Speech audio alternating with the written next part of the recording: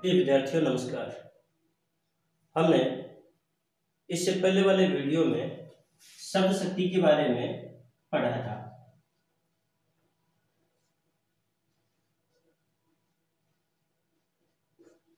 शब्द शक्ति की परिभाषा और इसके भेद ये हमने पढ़ लिए थे। यानी शब्द शक्ति की परिभाषा वह शक्ति जिसके द्वारा शब्द में निहित अर्थ का बोध होता है उसे शब्द शक्ति कहते हैं। और इसके भेद की जो बात आई थी उसमें अभिधा, लक्षणा और व्यंजना ये तीन इसके भेद हैं। आज जो हम बात कर रहे हैं और वो बात करेंगे लक्षणा शब्द शक्ति के ऊपर। अभिधा शब्द शक्ति के ऊपर हमने बातचीत कर ली थी। अब जो हम बात करने जा रहे हैं वो बिंदु होगा अपना लक्षणा शब्द शक्ति। और लक्षणा शब्द शक्ति की बात जहां तक आती है उसके बारे में मैंने पहले भी बताया था कि शब्द शक्ति की परिभाषा में अगर हम थोड़ा सा बदलाव कर दें तो वहां पर लक्षणा शब्द शक्ति की परिभाषा वो बन जाएगी कि वह शक्ति जिसके द्वारा शब्द में निहित लक्ष्यार्थ का बोध होता हो उसे लक्षणा शब्द शक्ति कहते हैं। इसी बात को हम यूं भी कर दें और वो बात इस तरह से कह सकते हैं कि जब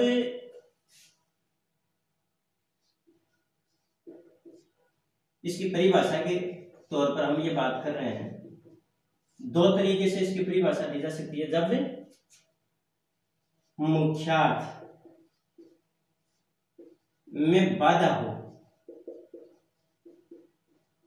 मुख्यार्थ में बाधा हो और किसी रूढ़ि या प्रयोजन के आधार पर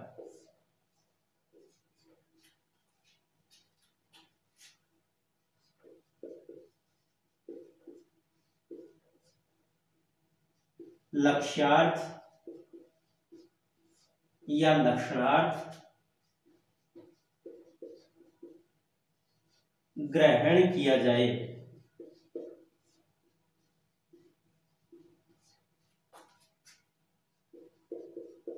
वह लक्षणा शब्द शक्ति होती है।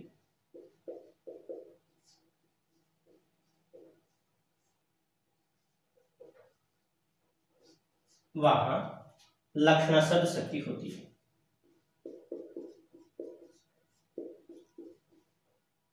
ये तो बात है इसकी परिभाषा है। लक्षणा शब्द शक्ति में तीन बातें मुख्य होती हैं और वो जो तीन बातें हैं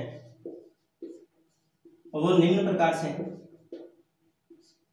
नंबर एक, पहली जो बात है वो है मुख्यार्थ में बाधा और दूसरी जो बात है वो है लक्ष्यार्थ का मुख्यार्थ से संबंध। लक्ष्यार्थ का मुख्यार्थ से संबंध। और तीसरा जो बिंदु है वो है लक्ष्यार्थ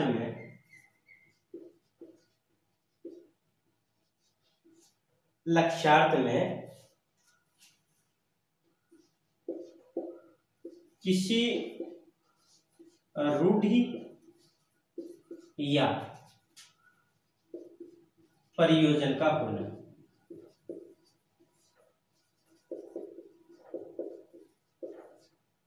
ये तीन बातें हैं। तीन बात यहां पर मूल रूप से हैं। पहली बात तो ये कि उसमें मुख्यार्थ में बाधा उत्पन्न हुई हो, दूसरी बात लक्ष्यार्थ का मुख्यार्थ से संबंध होना जरूरी है, और तीसरा जो है कि लक्ष्यार्थ में किसी रूढ़ि या प्रयोजन का होना, या फिर जो लक्ष्यार्थ है वो हम किसी रूढ़ि या प्रयोजन के आधार पर ग्रहण कर रहे हो। अब यहां पर मान लीजिए कि हम एक उदाहरण ले रहे हैं, उसका घर सड़क पर है। अब यहां पर बात आई कि उसका घर सड़क पर है, तो सीधे ही यहां पर बात आती है कि सड़क पर घर, क्योंकि सड़क पर तो वाहनों का आना जाना होता है, तो फिर वहां पर घर कैसे हो सकता है? ये मुख्यार्थ में बात आई, लेकिन मुख्यार्थ से संबंधित जो अर्थ है ना, मुख्यार्थ से संबंधित जो अर्थ है वो फिर हम क्या करते हैं, ग्रहण करते हैं। और उसमें कोई ना कोई यानी कि या तो रूढ़ि होनी चाहिए, कोई परंपरा चली आनी चाहिए, और या फिर कोई निश्चित प्रयोजन या उद्देश्य उसका होना चाहिए। तो इसका मतलब ये हुआ कि सड़क पर का मतलब है सड़क के पास में, सड़क के पास में, बिल्कुल पास में उसका घर है। इस तरह से मुख्यार्थ को छोड़ करके किसी प्रयोजन के सहारे जब हमने लक्ष्यार्थ को प्राप्त किया है या लक्षणों के आधार पर जब अर्थ ग्रहण करते हैं, तो वहां पर लक्षणा शब्द शक्ति होती है। लक्षणा जो शब्द शक्ति है उसके मुख्यतः दो भेद हैं, लक्षणा शब्द शक्ति के दो भेद हैं, और वो दो भेद हैं उनमें है, एक तो दो भेद, एक तो है रूढ़ि या रूढ़ा लक्षणा, और दूसरा है प्रयोजनवती लक्षण, प्रयोजनवती लक्षण। पहली जो बात आ रही है कि रूढ़ि, तो पहले से चली आ रही कोई परंपरा या कोई ऐसी रीति जो कि हमेशा उसके लिए रूढ़ हो गई या प्रसिद्ध हो गई, उस आधार पर अगर कोई बात कही जाए तो वहां पर रूढ़ि या रूढ़ा लक्षणा होती है। अब इसके जैसे सबसे पहले हम बात करते हैं रूढ़ि या रूढ़ा लक्षणा के उदाहरण लेकर के चलते हैं, और इसमें रूढ़ा लक्षणा या फिर रूढ़ि लक्षण,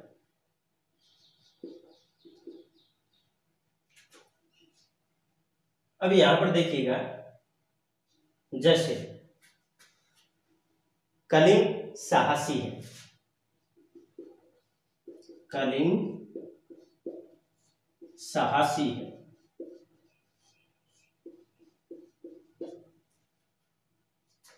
दूसरा उदाहरण लेते हैं तो जैसे इंग्लैंड की 4 विकेट से पराजय, इंग्लैंड की 4 विकेट से पराजय।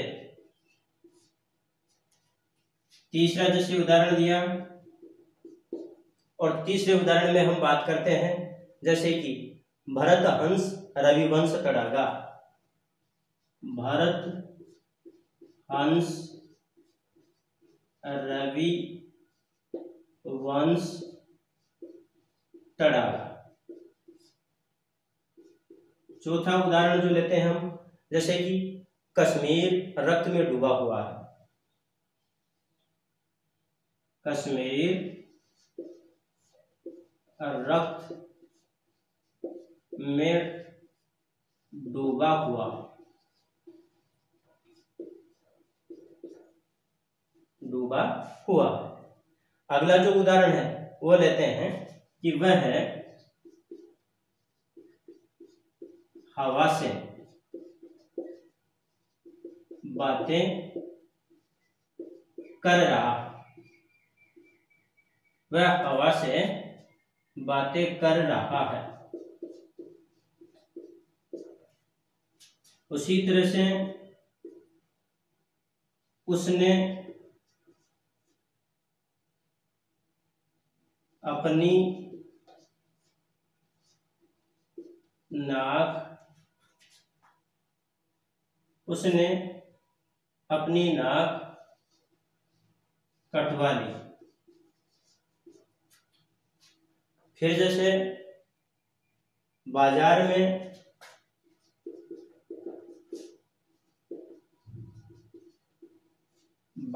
में लाठियां चल रही थी। बाजार में लाठियां चल रही थी। पुलिस को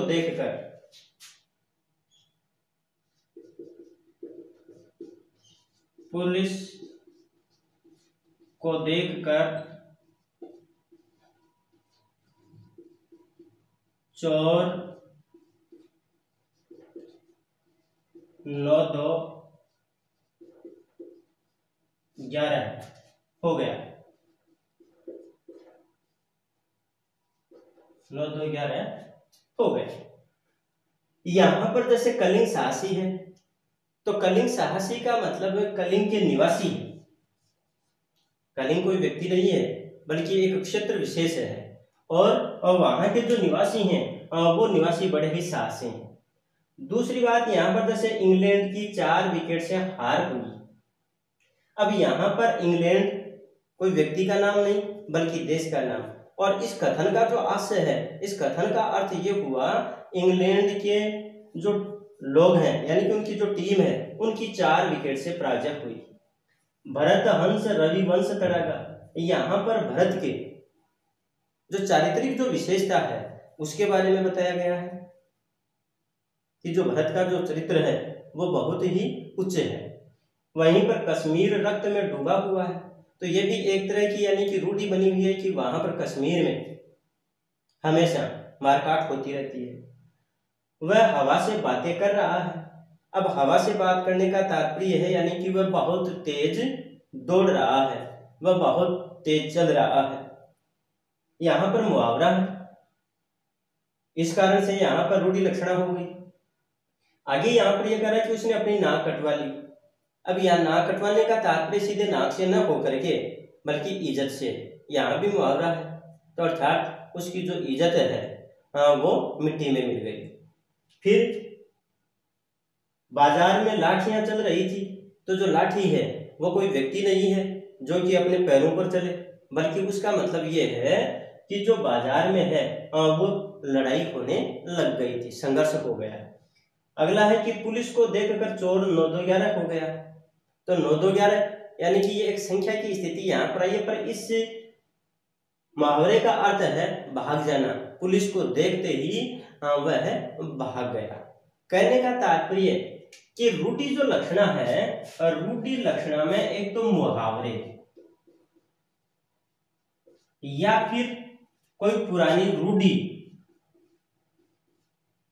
परंपरा अगर चली आ रही है और वहां पर जो रूढ़ि लक्षणा है वो होती है। और इतना ही नहीं, इसमें जैसे विभिन्न जो अलंकार हैं, मानवीकरण हो गया, मानवीकरण, रूपक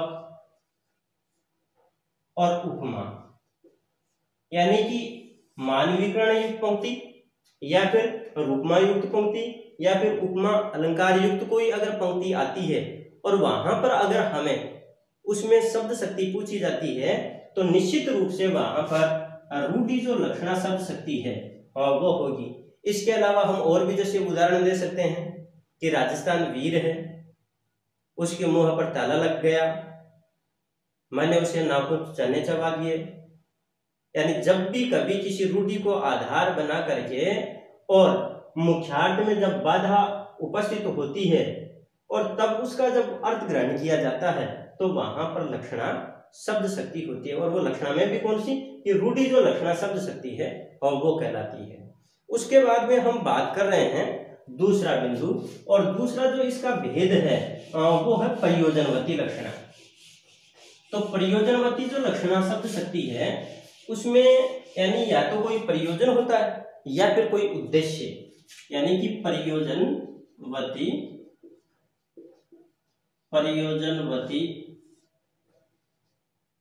लक्षणा शब्द शक्ति। और प्रयोजनवती लक्षणा शब्द शक्ति है, इसमें प्रयोजन या तो कोई निश्चित प्रयोजन, और प्रयोजन का यहाँ पर अर्थ है उद्देश्य, कि उसका निश्चित कोई ना कोई जब उद्देश्य हो तो वहां प्रयोजनवती लक्षणा शब्द शक्ति होती है। और इसमें अगर अपन उदाहरण लें, जैसे वह गधा है। अब यहां पर वह गधा है किसी व्यक्ति को इंगित किया गया है, किसी व्यक्ति को संबोधित किया गया है। इसका मतलब ये नहीं है कि वह वास्तव में गधा उसके 4 पैर है या पूंछ है, ऐसा नहीं है, परंतु यहाँ पर उस व्यक्ति के बर्ताव की, उसके व्यवहार की जो तुलना है वो गधे से की गई। इसी तरह से जैसे राधा नीरी गाय है, राधा नीरी गाय है।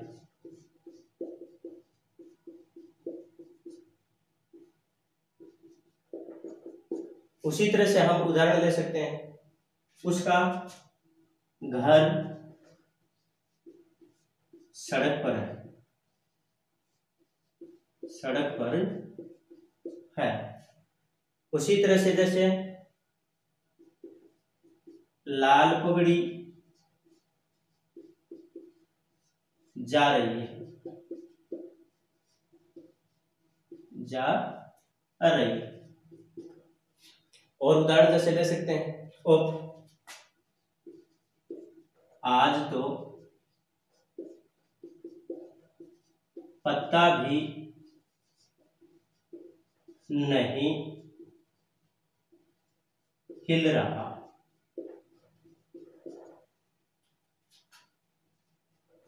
आगे उदाहरण जैसे ले लेंगे हम, देश की नाव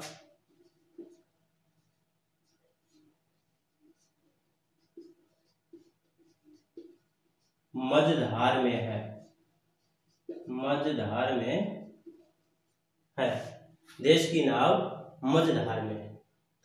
यहां पर जो बात आ रही है वो बात यह है, जैसे पहले उदाहरण के बारे में अपनी बातचीत हो गई, दूसरे में यानी कि राधा नीरी गाय है। अब यहाँ पर राधा की अगर बात की जाए तो हम ये बात नहीं कर सकते कि राधा के सींग है और 4 पैर है या पूंछ है, बल्कि यहाँ पर गाय का जो व्यवहार है, जो आचरण है, यानी कि सहजता, सरलता, सादगी, उससे इसकी तुलना की गई है।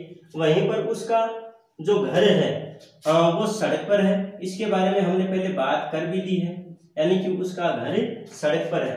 तो सड़क का यानी कि सड़क पर न होकर के बिल्कुल सड़क के पास में है। यहाँ पर ये प्रयोजन है, इस प्रयोजन के आधार पर यानी कि अर्थ ग्रहण किया गया है। लाल पगड़ी जा रही है, अब लाल पगड़ी जाने का तात्पर्य यहाँ पर है कि जो पुलिस है वो जा रही है।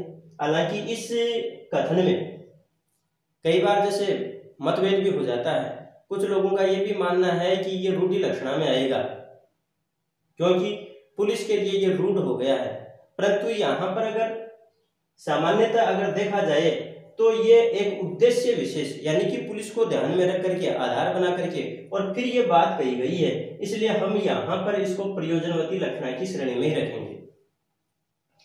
अगला जो कथन है, उफ आज तो पत्ता भी नहीं हिल रहा, तो पत्ता भी नहीं हिल रहा का तात्पर्य यहाँ पर यह है कि बहुत भयंकर आज गर्मी है। देश की नाव मझधार में है, तो देश की नाव मझधार में होने का तात्पर्य है कि जो अपना देश है वो बहुत ही संक्रमण दौर से गुजर आ रहा है। इस प्रकार से प्यारे विद्यार्थियों, ये जो अपनी लक्षणा शब्द शक्ति है और वो स्पष्ट होती है या उसको हमने पढ़ा है। इसमें फिर से एक बार मैं फिर से सारी बातों को दोहरा देता हूँ कि या तो इसकी परिभाषा को इस तरीके से लिया जा सकता है कि वह शक्ति जिसके द्वारा शब्द में निहित लक्ष्यार्थ का बोध हो उसे लक्षणा शब्द शक्ति कहते हैं, या फिर इसी बात को यूं कह सकते हैं कि मुख्यार्थ में बाधा होने के कारण किसी रूढ़ि या प्रयोजन के सहारे जब लक्ष्यार्थ को ग्रहण किया जाता है तो वहां पर लक्षणा शब्द शक्ति होती है। लक्षणा जो शब्द शक्ति है उसके 2 भेद हैं, एक है रूढ़ि या रूढ़ा लक्षणा और दूसरी है प्रयोजनवती लक्षणा। जब किसी रूढ़ि या परंपरा या रीति के आधार पर जब अर्थ ग्रहण किया जाता है तो वहां पर तो रूढ़ि लक्षण होता है, और इसमें जैसे कि मानवीकरण है, उपमा है, रूपक है, या कोई लोकोक्ति या कोई मुहावरा है, अगर ऐसी स्थितियां आ गई या इनको आधार बना करके अगर कोई बात कही गई है, निश्चित रूप से वहां पर रूढ़ि लक्षणा होगी। इसके अलावा अगर किसी उद्देश्य विशेष या फिर प्रयोजन को लेकर के जब कोई बात कही जाती है तो वहां पर प्रयोजनवती लक्षणा होगी। अब हम आगे वाला जो भेद तीसरा है व्यंजना शब्द शक्ति का, वो लेकर के आएंगे, और तब तक के लिए नमस्कार, धन्यवाद।